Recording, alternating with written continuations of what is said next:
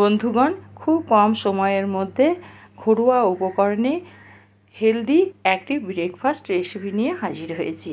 আর এই জন্য আমি প্রথমেই নিয়েছি একটা বাটির মধ্যে দিয়ে দেব 1 কাপ আটা।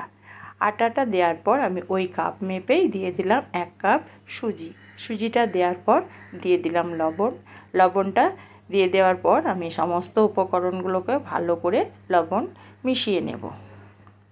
এবার আমি যে কাপ মেপে আটা সুজি নিয়েছি সেই কাপ মেপে প্রথমে আমি 1 কাপ জল নিয়ে নিলাম। এবার অল্প অল্প করে জল দেব আর এটাকে মিশিয়ে নেব। সমস্ত জল আমি একেবারে দিয়ে দেব না, তাহলে পাতলা হয়ে যেতে পারে। কারণ ব্যাটারটা আমি খুব পাতলাও করব না আর একদম ঘনও করব না, মিডিয়াম রেখে দেব। আর সেই জন্য আমি অল্প অল্প করে জল দিয়ে ব্যাটারটাকে তৈরি করে নেব। এইভাবে আমি অল্প অল্প করে জল দিতে থাকব।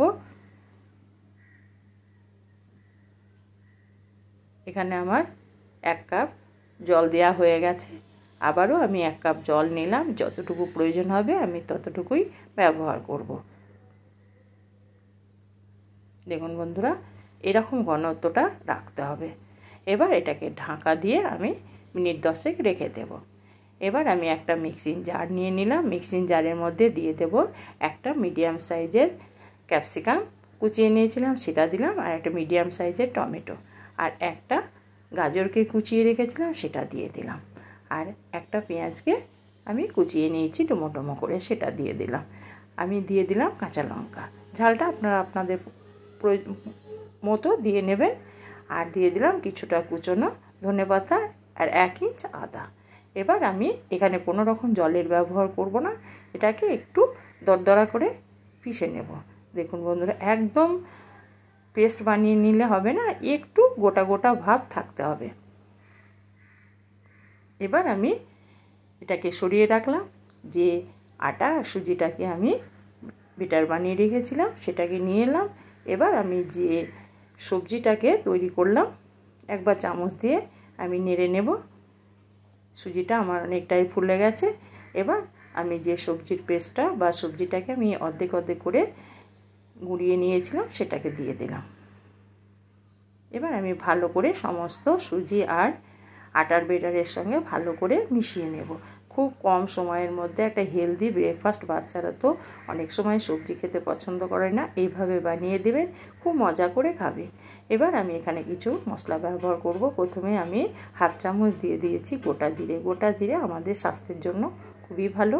আর দিয়ে দিলাম অল্প একটু হলুদের গুঁড়ো, ভাজা জিরে গুঁড়ো 1/2 চামচ আর ধনে গুঁড়ো 1/2 চামচ। এটা দেওয়ার পর আমি এখানে দিয়ে দেব অল্প একটু লঙ্কার গুঁড়ো। এখানে আপনারা চিলি ফ্লেক্স ব্যবহার করতে পারেন বা কাঁচা লঙ্কা কুচোনো ব্যবহার করতে পারেন। আর আমি দিয়ে দিলাম এখানে ম্যাগি মশলা 1 চামচ। ম্যাগি মশলার জায়গা আপনারা চাট মশলাও ব্যবহার করতে পারেন কিংবা আমচুর পাউডারও ব্যবহার করতে পারেন। আমি এখানে ম্যাগি মশলাটা দিয়েছি। এবার আমি ভালো করে সমস্ত মশলাকে মিশিয়ে নেব। সমস্ত মশলা আমার ভালোভাবে মিশে গেছে। এবার আমি দিয়ে দিলাম 1/2 চামচ বেকিং সোডাটা দেওয়ার পর আমি অল্প একটু জল দিয়ে দিলাম।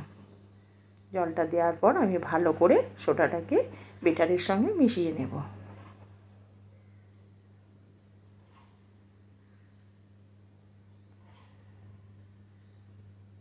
মেশানো হয়ে গেছে। এবার আমি মূল রান্নায় ফিরে এলাম। তার জন্য আমি প্রথমে গ্যাসের মধ্যে বসিয়ে দিয়েছি একটা ননস্টিক প্যান। আর প্যানটা দেওয়ার পর প্রথমে আমি ভালো করে তেল ব্রাশ করে নেব। প্রথমবারই আমি ভালো করে তেল ব্রাশ করব, তারপর আর আমার অত তেলের ব্যবহার লাগবে না। এবার আমি 1 হাতা দিয়ে দিলাম ওই ব্যাটার থেকে তুলে। এবার দেখুন বন্ধুরা, এবার এটাকে আমি ঢাকা দিয়ে মিনিট 3 রেখে দেব। 3 মিনিট পর আমি ফিরে এলাম। ওপরটা অনেকটাই শুকিয়ে গেছে, অল্প একটু কাঁচা ভাব আছে, এটাও শুকিয়ে যাবে। এবার আমি দিয়ে দিলাম ওপরটায় তেল ব্রাশ করে, হালকাভাবে আমি তেল ব্রাশ করে দিলাম। তেল ব্রাশ করে দেওয়ার পর আমার মিডিলটাও শুকিয়ে এসেছে।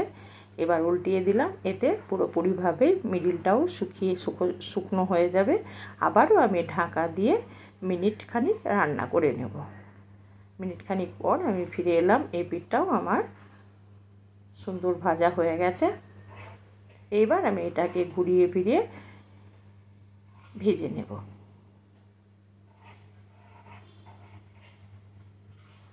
অসুস্থতার কারণে আমি অনেক দিন ভিডিও ছাড়তে পারিনি, এর জন্য আমি খুব দুঃখিত বন্ধুরা। একটা আমার ভাজা হয়ে গেছে, এটাকে উঠিয়ে নেওয়ার পর আবারও আমি একটা দিয়ে দেব। প্রথমে ওই ব্রাশটাকেই আমি একটু বুলিয়ে দিলাম, দিয়ে আবারও এক হাতা দিয়ে দিলাম। এইভাবে দিয়ে পুরোটাকে আমি বিছিয়ে দিলাম।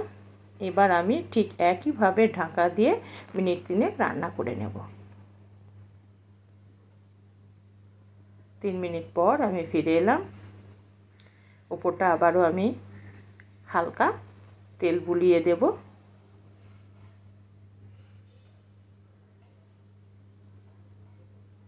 ঢাকনাটা খুলে এবার এটাকে উল্টিয়ে দেব। আবারও আমি একবার ঢাকা দিয়ে দেব। আবারও 1 মিনিট পর আমি ফিরে এলাম। এইভাবে ঘুরিয়ে ফিরিয়ে আমি এটাকেও ভেজে নেব। আর এইভাবে আমি সমস্ত ব্রেকফাস্টগুলোকে তৈরি করে নেব। দেখুন বন্ধু, এটা আমার ভাজা হয়ে গেছে। আর এবার আমি এগুলোকে সমস্ত ভেজে নেওয়ার পর এবার প্লেটের মধ্যে উঠিয়ে নিলাম। এবার গরম গরম পরিবেশন করব।